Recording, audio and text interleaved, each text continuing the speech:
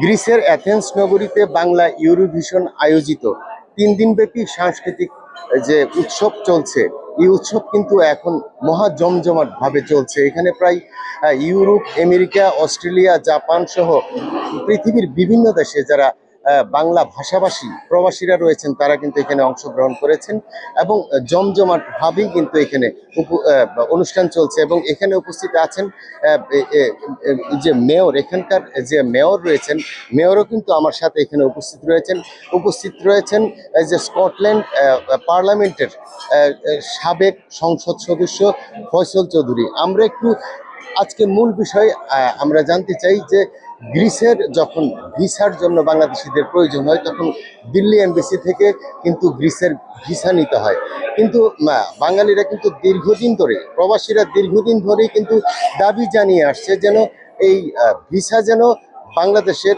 MBC থেকে দেওয়া হয় এবং এখানে যেন এমবিসিগুলো হয়। আমি একটু ফয়সল চৌধুরীর সাথে প্রথমে কথা বলতে চাই, স্কটল্যান্ডের যে সাবেক সংসদ সদস্য। আপনারা কিভাবে কাজ করছেন? আসসালামু আলাইকুম। আমি যখন লাস্ট ইয়ার এখানে আসছিলাম, গ্রিসের যে প্রায় 40,000 বাঙালি, ওদের যে ডিফিকাল্টি এবং গ্রিসের ভিসা নিতে হইলে বাংলাদেশে যে তাদের ডিফিকাল্টি হয়, ইন্ডিয়াতে যাইতে হয়, তাদের হয়রানির জন্য যে কাহিনী শোনার পরে আমি এখানে গ্রিস যে প্রধানমন্ত্রীর কাছে আমি চিঠি লিখছি এবং আমাদের বাংলাদেশ গভর্নমেন্ট তখন যে আমাদের তত্ত্বাবধায়ক সরকার ছিলেন তাদের কাছেও আলাপ আলোচনা করছি। এখানে মূল ঘটনাটা হয়েছে যে গ্রিসের গভর্নমেন্টে বাংলাদেশে দূতাবাস করতে হইলে তারা এখান থেকে প্রেশার দিতে হবে বা এখান থেকে ওরা প্রপোজাল দিতে হবে। আমি এখানে এবার যখন আসলাম, এখানের মেয়রের সাথে যখন আলাপ করলাম, উনি আমাকে বললেন যে আমি আমাদের গভর্নরের সাথে আলাপ করে দেব। তো আজকে কিছুক্ষণ আগে গভর্নরের সাথে আমার আলাপ হয়েছে এবং ফর্মার যে প্রাইম মিনিস্টার উনি বলবেন ওনার কথা, উনিও আমাদেরকে সাপোর্ট দিচ্ছেন। গভর্নর আমাকে বলছেন যে উনি ফুল সাপোর্ট দিতেছেন এবং চেষ্টা করবেন যত জলদি হয় বাংলাদেশে গ্রিস এমবেসি হবে। এবং আপনি এখন আমাদের এই মেয়রের মুখ থেকে এটা শুনতে পারবেন, বাট হোপফুলি ভেরি সুন ওরা আজকে এই 3 দিনের এই প্রোগ্রামের মধ্যে যে ওদের যে পার্টিসিপেশনটা দেখলাম এবং বাংলাদেশিকে যে সাপোর্ট দিতেছেন এবং বাংলাদেশি বিজনেসম্যান এখানে যে গার্মেন্ট ইন্ডাস্ট্রিকে যেভাবে তুলে ধরছেন এবং যেভাবে বাঙালিদের জন্য কর্মসংস্থা করছেন, এরা কিন্তু এর জন্য খুবই খুশি এবং হ্যাপি এবং এরা চাইতেছে বাংলাদেশের অ্যাক্টিভিটিটা যাতে আরো বাড়ে। এই জন্য আমি governor how you are working about Greece embassy in Bangladesh?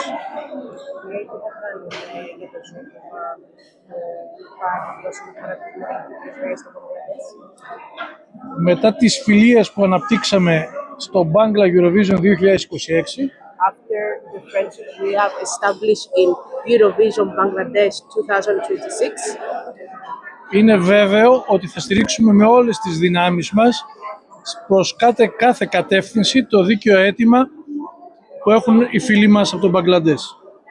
it is certain that we will do the best in our power to take care of the issue that has been made by the Bangladesh community here in Greece, and we'll do our best for the request to be granted. Η φωνή μας ενώνεται με τη φωνή των ανθρώπων που επιζητούν το δίκαιο Our voice have been joined with your voices of the Bangladesh community who seek justifully their request for the Greek embassy to be established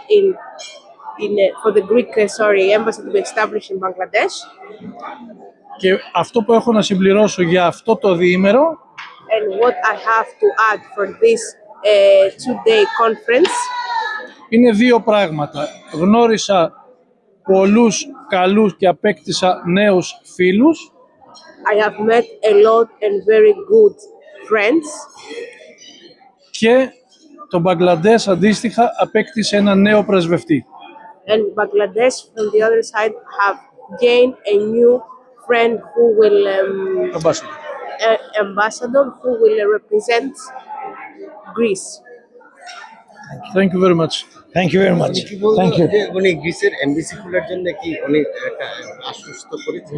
জি ওরা আজকে যে গভর্নরের সাথে যে আলাপ হয়েছে ওনার যেহেতু যতক্ষণ পর্যন্ত গভর্নমেন্ট থেকে কনফার্মেশন আসবে না ওরা তো কিছু বলতে পারবে না, বাট ওদের ফুল সাপোর্ট বাংলাদেশি কমিউনিটি এবং বাংলাদেশে একটা এমবিসির জন্য আমাকে বলছে যে ওরা ফুল সাপোর্ট দিয়ে যাবে এবং চেষ্টা করবে যত জলদি পারে বাংলাদেশে একটা গ্রিস এমবিসি করবে।